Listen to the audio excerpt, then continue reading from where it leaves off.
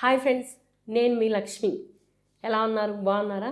So ఈ second week నామినేషన్స్లో already 8 members అయితే ఉన్నారు. వాళ్ళల్లో ఎవరు ఎలిమినేట్ అవుతారో, ఎవరు కథ కంచికెళ్తుందో ఈ వీడియోలో అయితే డిస్కస్ చేసేసుకుందాం. ఫైనల్గా ఓవరాల్ సెకండ్ వీక్ మొత్తము మీకు ఎలా అనిపించింది, ఎవరి ఆట మెరుగైంది, ఎవరి ఆట డౌన్ఫాల్ అయిందో ఒకసారి కమెంట్ బాక్స్లో అయితే కమెంట్ చేసేయండి. సో ఉన్న 8 మెంబర్స్ నామినేషన్స్లో అయితే ముగ్గురు గురించి అయితే అస్సలు దిగులు పడబడలేదండి.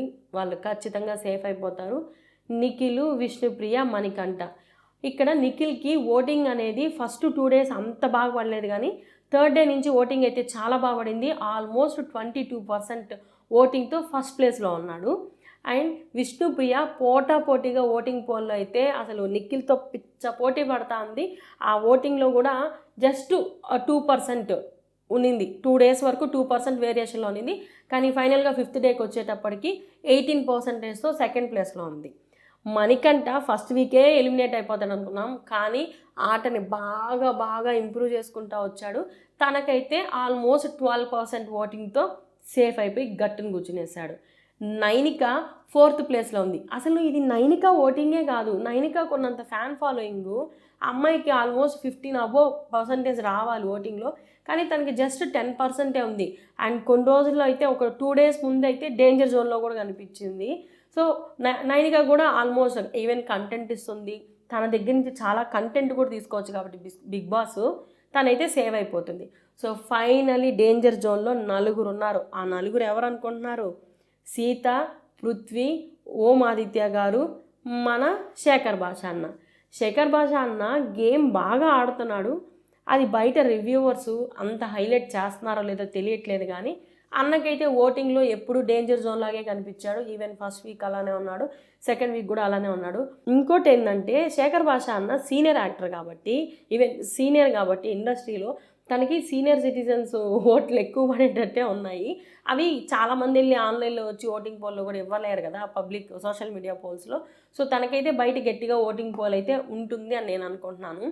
సో డేంజర్ జోన్లో నాకు తెలిసి ఆల్మోస్ట్ పృథ్వీ, సీత, ఓం గారు. ఇక్కడ పృథ్వీకి ఒక ప్లస్ పాయింట్ ఉంది. ఏంటి? ఇక్కడ ఏదైతే కే బ్యాచ్ అని ఒకటి రన్ చేస్తున్నారో ఆ ఓట్లు అనేవి ఇక్కడ షేర్ అవ్వచ్చు. ఎక్కడి నుంచి? యష్మి ఫ్యాన్స్ ఓట్లైనా, ప్రేరణ ఫ్యాన్స్ ఓట్లైనా పృథ్వీకి షేర్ చేసే ఛాన్సెస్ ఉంటాయి. సో పృథ్వీ అయితే ఆల్మోస్ట్ 8 to 9% మధ్యలో అటు ఇటు అవుతూ తనైతే కొంచెం సేఫ్ జోన్ అని అనిపిస్తున్నాడు. సేవ్ అవ్వచ్చు, అవ్వకపోవచ్చు. ఇక్కడ సీతాకు ఉన్నటువంటి ఒక డ్రాబ్యాక్ ఏంటంటే, తను చేసిన మూవీ నుంచి వస్తున్నటువంటి నెగిటివిటీ ఏదైతే ఉందో ఈ సెకండ్ వీక్ కొంచెం బాగా క్యారీ చేసింది. ఈవెన్ తను ఏడవడం కానివ్వండి, అరవడం కానివ్వండి, అంటే తను ఆట బాగా ఆడుతుంది హౌస్మేట్స్ పరంగా, కానీ ఆడియన్స్ని అయితే గెలుచుకోలేకపోయింది. తన ఓటింగ్ పోల్ అయితే కొన్ని పోల్స్లో 8% ఉంది, కొన్ని పోల్స్లో తను 6%లో ఉంది. So do or die situation అనమాట. ఈవెన్ సేవ్ అవ్వచ్చు లేదా ఎలిమినేట్ అయిపోవచ్చు. మొత్తానికి ఓం గారి దగ్గరికి వస్తే ఒక దగ్గర 9% ఉంది, పక్కా సేఫ్ జోన్లో ఉన్నాడు అని అనిపిస్తుంది. ఒక దగ్గర వచ్చి 7%లో ఉన్నాడు. అంతగా బిగ్ బాస్ మనకు ఇతని నుంచి కంటెంట్ రావట్లేదు అని కన్ఫామ్గా ఫిక్స్ అయ్యాడంటే ఖచ్చితంగా ఓం గారు ఎలిమినేట్ అయిపోయే ఛాన్సెస్ ఉన్నాయి. సో ఈ ఎలిమినేషన్ అనేది మాత్రం బిగ్ బాస్ ఆలోచించి తీసుకోబోతాడు డెసిషను. ఎందుకంటే పృథ్వీని ఎలిమినేట్ చేస్తే హౌస్లో కొంచెం యాంగర్ పర్సన్ ఉండే అతను ఒక్కడే, కంటెంట్ బాగా వస్తుంది, గొడవలు బాగా జరుగుతాయి. సో పృథ్వీని ఎలిమినేట్ చేసే ఛాన్సెస్ అయితే ఉండవు. ఇక్కడ జనాభా హౌస్మేట్స్కి కొంచెం భయం పుట్టించాలి అంటే సీతాని ఎలిమినేట్ చేసే ఛాన్సెస్ చాలా ఉంటాయి.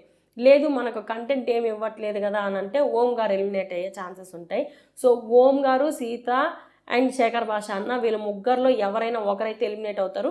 వీళ్ళ ఓటింగ్ అంతా ఆల్మోస్ట్ ఎలా ఉందంటే 8 to 6 మధ్యలోనే రన్ అవుతుంది. జస్ట్ 10 votes డిఫరెన్స్ కూడా ఒక దగ్గర అయితే కనిపించింది.